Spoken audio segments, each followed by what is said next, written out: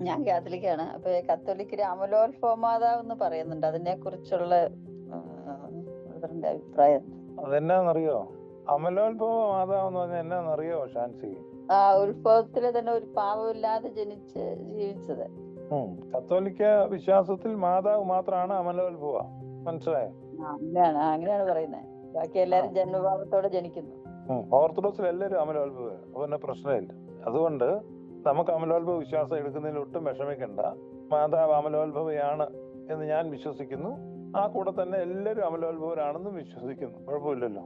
പക്ഷെ മാതാവ് ജന്മഭാവം പിന്നെ കർമ്മഭാവവും ഇല്ലാതെ ജീവിച്ചെന്നാണ് പറയുന്നത്. അത് നമ്മുടെ വിഷയമല്ല. അത് അമലോത്ഭവമായിട്ട് ബന്ധമില്ലല്ലോ. അമലോത്ഭവം എന്ന് പറഞ്ഞാൽ പാവം കൂടാതെ ജനിച്ചു. ഇവിടെ നമ്മൾ ആരും നമ്മളെല്ലാവരും എല്ലാവരും അമലോത്ഭവരാണ്. മാതാവ് അമലോത്ഭവയാണ്. അപ്പുറത്ത് ഈ ജന്മഭാവം ഉള്ളതുകൊണ്ടാണ് ഈ അമലോത്ഭവത്തെ എടുത്തു പറയേണ്ടി വന്നത്. മനസ്സിലായോ? അതെ, ജന്മഭാവം ഇല്ലാതെയാണ് മാതാവ് ജനിച്ചത്. ബാക്കി എല്ലാവരും ജന്മഭാവത്തോടെ ജനിക്കുന്നു. അതെ, ഇവിടെ ഓർത്തഡോക്സ് വിശ്വാസം അനുസരിച്ച് എല്ലാവരും ജന്മഭാവം ഇല്ലാതെയാണ്. അതാ വ്യത്യാസം. അതുകൊണ്ട് അതൊരു ക്ലാഷ് ആയിട്ട് എടുക്കണ്ട.